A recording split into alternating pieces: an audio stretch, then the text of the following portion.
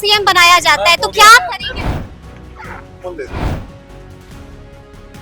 Infrastructure बदल गया है, वो तो दिखता ही है हर बार। सड़कें और ब्रिज बन गए हैं बहुत सारे। नमस्कार, हमारा नाम है समरीन और आपने देखना शुरू कर दिया है लाइव सिटीज।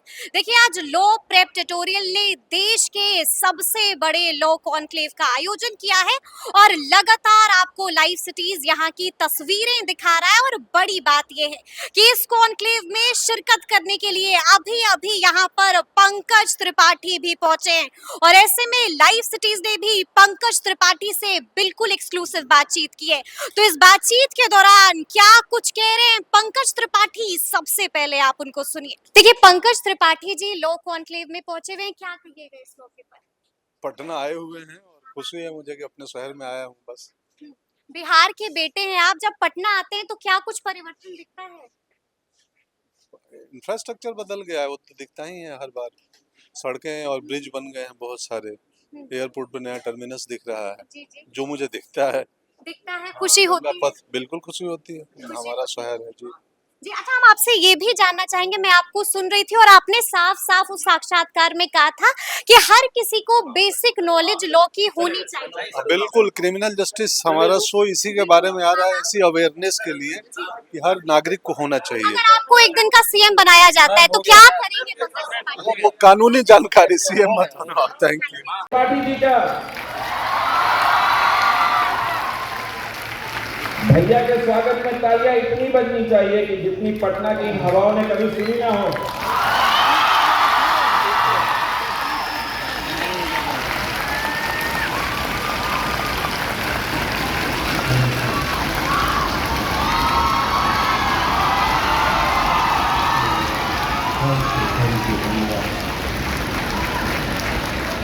पंकज भाई, स्वागत है आपका।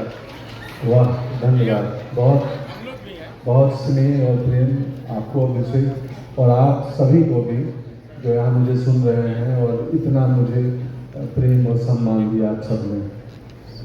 पंकज भाई, ये जो तालियों की आवाज आप सुन रहे हैं, ये कोई मामूली ताली नहीं है। ये गर्जना उन बच्चों की है जो आगे जाकर न्याय का परचम लहराएंगे।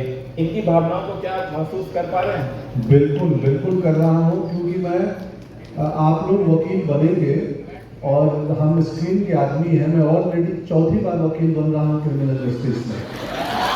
तो 3 केस में लड़ चुका हूँ और मेरे ओपोनेंट जो होते हैं वहाँ पे वो बड़े वकील होते हैं। उसमें सेकेंड और थर्ड सीजन में, फोर्थ सीजन में तो वो ब्रिटिश लॉ स्कूल से पढ़ के आई हुई एक वकील है जो, और मैं पटना विधि महाविद्यालय का पढ़ा हुआ हूँ उस सीरीज के हिसाब से। तो मैं आप सबकी आगे की जर्नी कैसी होगी इसका ट्रेलर मैं एक्टिंग के थ्रू देख चुका हूँ, महसूस कर चुका हूँ। और चुनौती भरा काम है, ये काम चुनौती भरा है।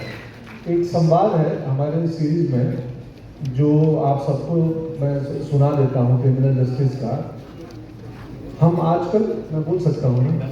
हाँ, अनुमति ले ली आपसे, आप मॉडरेटर हैं। कि आज की दुनिया में जब भी कुछ घटना होती है तो लोग ओपिनियन और राय बनाने लगते हैं, और हम सोशल मीडिया डिजिटल दौर में हैं। यहाँ पे हर आदमी अपनी अपनी जजमेंट देने लगता है। तो पिछले सीजन में माधव मिश्रा का एक लाइन थी, वकील माधव मिश्रा की, जो बोलता है अदालत में कि योर ऑनर, न्याय बदला नहीं होता है, बदलाव की उम्मीद होती है।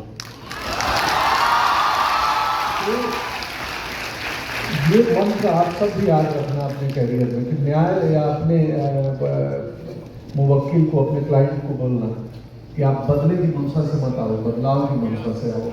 Thank you. आज पंकज त्रिपाठी करोड़ों के दिल पर राज करते हैं, कैसा महसूस करते हैं? बहुत विनम्र महसूस करता हूँ। जब ऐसे, मैं बहुत कम आता हूँ पब्लिक आयोजन में। पिछले साल में 2 बार मैं गया हूँ ऐसे आयोजन में, दोनों बार इसी ऑडिटोरियम में, एक इसमें एक पीछे वाले में, बापू सभागार में आया था लगन टॉप के लिए। चूँकि ये पटना का आयोजन होता है तो मेरा मन भी करता है कि चलो अपने शहर को देख आए, मिलाएँ, यहाँ के नौजवानों से मिल लें। तो अच्छा महसूस करता हूँ जब भी आता हूँ और इस तरीके का स्नेह मिलता है। तो क्योंकि मैं जब यहाँ पढ़ता था तो मैं अक्सर ऐसे आयोजन में जाता था। मुझे याद है मगध महिला पीछे ही कॉलेज है इस तरफ, तो वहाँ स्पीक मैकिंग का एक प्रोग्राम था। बिस्मिल्लाह खां जी शहनाई बजाने आए थे, तो 400-500 लोग होंगे, 400-500, उस भीड़ में मैं बैठ के सुनने आया था। तो आप सब की तरह मैं भी इस शहर में अलग अलग कॉन्क्लेव आयोजन, जो कल्चरल आयोजन होते थे, कुछ पॉलिटिकल रैलियां भी होती थी, तो अपने पसंदीदा नेता को सुनने गांधी मैदान में आता था, तो दूर खड़ा रहता था। तो मुझे अच्छा महसूस होता है। मुझे इसमें बहुत सारे कॉन्टेंट दिखते हैं। देख रहे हैं आपको पंकज भैया भी कहते हैं हम उनके जैसा आप में बहुत लोग दिख रहे हैं, तो आगे मेहनत करनी है ना, तो ऐसे ही मेहनत करेंगे, आगे बढ़ते हैं। शुरुआत वहीं से करें जहां से आपकी यात्रा शुरू हुई, बिहार के बेलसंड गांव से पटना, पटना से दिल्ली के NSD national school of drama, फिर मुंबई तक की यात्रा कैसे रही, सफर कैसे तय हुआ? ट्रेन से हुआ।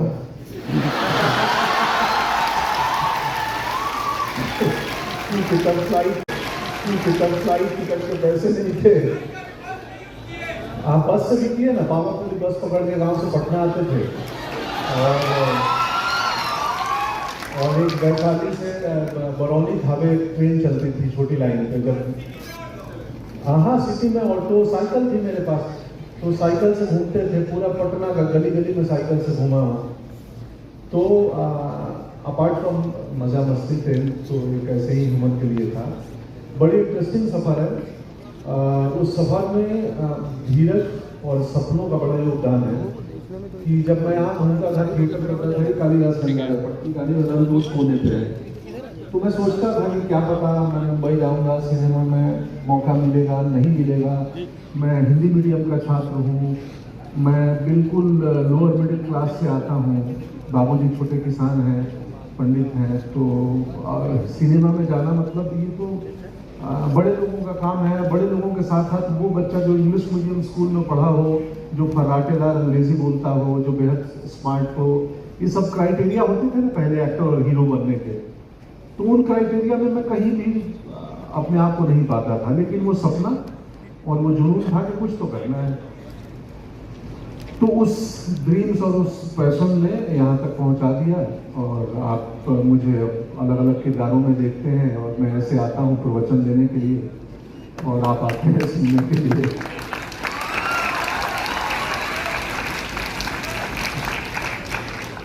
क्या एक्टिंग का बीज आपने गांव में ही बो दिया था या पटना आकर पनपा?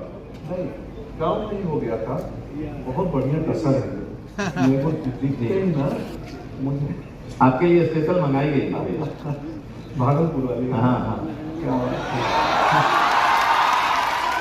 तो एक्टिंग का बीच गाँव में पनपा। छठ के टाइम पे नाटक होता था मेरे गाँव में। तो सुना आपने कि पटना पहुंचते ही, लॉ कॉन्क्लेव में पहुंचते ही किस तरह से दहाड़ा है पंकज त्रिपाठी ने, कई बातों का जिक्र भी किया है। तो फिर ये पूरी बातचीत और ये पूरी वीडियो आपको कैसी लगी है, कमेंट करके हमें जरूर बताइएगा। तो ऐसे तमाम अपडेट्स के लिए बिल्कुल ऐसे ही हमारे साथ बने रहिएगा और देखते रहिएगा लाइव सिटीज। बहुत शुक्रिया।